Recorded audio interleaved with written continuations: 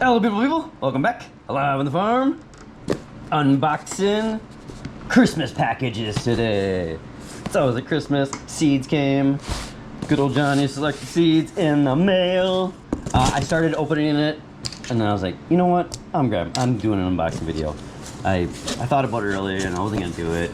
I was just gonna grab the seeds, open them, and go through them like myself like Christmas. But I decided to take you along with me. You're part of the journey. This is what we're doing for the year. So let's go. First unboxing video of my life. Good old Johnny's. Gives you an overview. And see if I want some row cover, something like that. Boom. I said I wasn't gonna do spinach.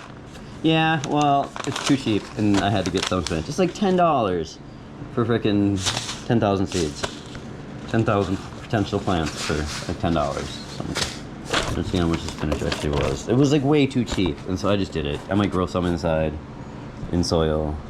$10.90 for 10,000 plants. Tell me we shouldn't be farming, guys. If you can sell one plant at a dollar, you know, or even 20 cents for a plant, worth it. All the beans, boom. Some of them bush beans, the best one I've ever tried, or I've grown probably like 3 or 4 different kinds. Providers always just done the best for me. I've got it, I think, every year, and I've put other ones next to it, and I've always had the best luck. The Provider seems to always beat the other whatever is next to it. So we just went only Provider this year. Bush beans are a big integral part of my farm, from nitrogen sequestration, or actually from whatever the module growth standpoint. Doesn't actually sequester nitrogen, it houses the potential or whatever, but still the beneficial that it produces from, or brings to my soil is a big thing of why I will always grow beans in a short crop too. 50 days ish. Let's see what they actually say. 50 days. Boom. Gotta get them zinnias. Flowers I've always grown. Boom. And some of the giant mix. These things always rock. They're pretty cheap too. 70, so this is my longest plant now. 75 to 90, other than my tomatoes, I guess. Obviously I did do tomatoes. I said I wasn't gonna do tomatoes, we'll see. Got that basil. Oh, this is actually, I've done this one in Wonder. I've done Genovese for 3 years in a row. Beautiful variety. It's pretty good against that temperature. You know, a lot of basil gets its, when it starts getting cold, it gets that, I don't even know what it's called. Looks like powdery mildewy kind of thing. This one is really hardy towards some frost. Just keeps rocking. Boom. So that's a plant you can just keep picking. Cilantro. I always got to the cilantro. Love this fresh cilantro from the fields. Actually, I probably, not the fields, it'll be the beds. All my little miscellaneous beds, I'll be pounding with cilantros. Probably like 2 or 3 times a year. And that's something I really just use for personal. And maybe a bag or 2 out there if I have just too much abundance. Excuse me. Sun Gold, that's the winter mushroom dinner. That cherry tomato, Sun Gold, it's like frickin' sugar. Like a little piece of candy. I'm not a huge tomato fan. It's my second favorite plant to grow. These tomatoes are. I do a single liter trellis system with Laura and Lean, and yeah. Sun Golds are always my winner, and probably my favorite one, and the color pops too. So I stuck with that for my only cherry. I didn't do any of the other cherries this year. I've always done 3 to 5. Just literally done one. I'm not messing around with tomatoes too much this year, I'll be completely honest. That's once I get more full time, once all you guys hit subscribe and just pound me subscribers, and then I freaking don't have to work my full-time job anymore, that's when I will be doing all the tomatoes. That's when I'm going to be full-time tomatoes back. For real. Like, I'm so excited to get back to tomatoes, but I gotta get rid of my full-time job before I want to put that investment back in. I did 300 plants in like the first couple of years, first year or 2, and then it would taper down every year because it was so tedious getting out there and pruning them every 2 or 3 days, and worth it. But then yeah, one year I got hit with a hailstorm / mild wind tornado-y. Tornado was like a couple houses down. Actually ripped the fences apart and stuff, but and that took like the whole year of tomatoes, my whole section, because it broke so many plants, and then I was ended up just pretty much trying to save them, and I got like very minimal yield the whole freaking year. So I kind of learned my lesson on having 200 tomatoes rather than, right now it turned into a strawberry patch.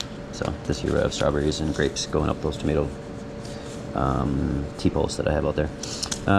Scarlet is always my winter mushroom dinner, on winter kale mushroom broth dinner. So I make them beautiful for my broth, as well as cold as hardy. I always do kale, love kale.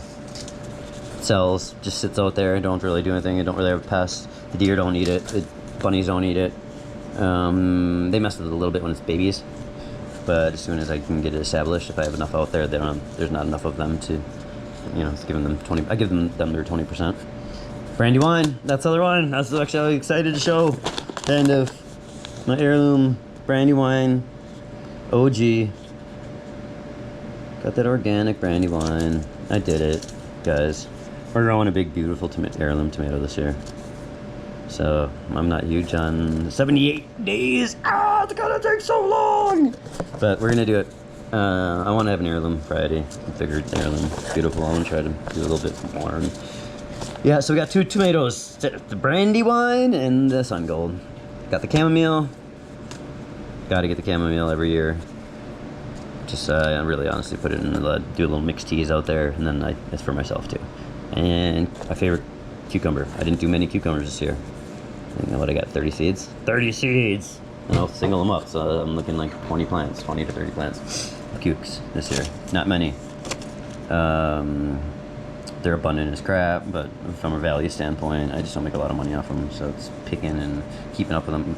My one thing, honestly, the reason that I grow these is because they're probably my favorite thing to eat, like on a regular basis out there, out in the field. My daughter loves them too, so we just go by and we'll pick up a cucumber and munch it. And that's part of the whole thing of growing. Boom. Magenta lettuce, 1,000 seeds. Myrrh. These are the two, my lettuce mix combo. So I want to get 5,000 of this, but they're out of stock, back ordered till 30th. So I'll just end up getting a little bit more, but this will definitely get me started. 1,000 seeds will definitely get me started.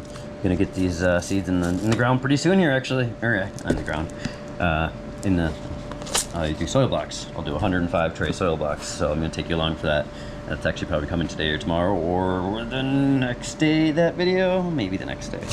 Yeah, our seeds are going in the ground for lettuces. We're getting there. 50 days away. Let's see what they say. 50 days. 48. This one does come a little quicker. Yeah, we're seeding lettuce within the next couple days. That means we're really close with this. And yeah, so I'm getting the tomatoes seeded up. We'll do all the seed ups in one video. The tomatoes will get seeded, the cukes. Actually, I might do the cukes straight to the ground. I haven't decided that one.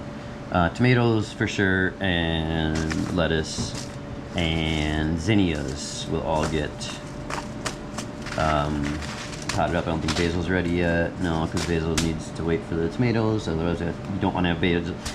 One lesson learned, guys: don't plant your basil too early. If your tomatoes aren't ready, you don't need the basil. You want the basil and the tomatoes. So you always gotta wait on your basil. And that's what I learned. At least maybe different zones or different things. I'm in zone 4B. If you're with me, still, you're awesome, blessed, guys.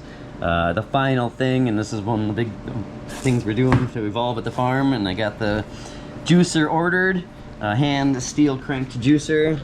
Let's see if we can see it. Winter wheat. Boom, wheatgrass. 5 pounds of wheatgrass. So, they do broccoli, microgreens, and wheatgrass are going to be the trade up items this year. So, yeah, as you see here, look, quick.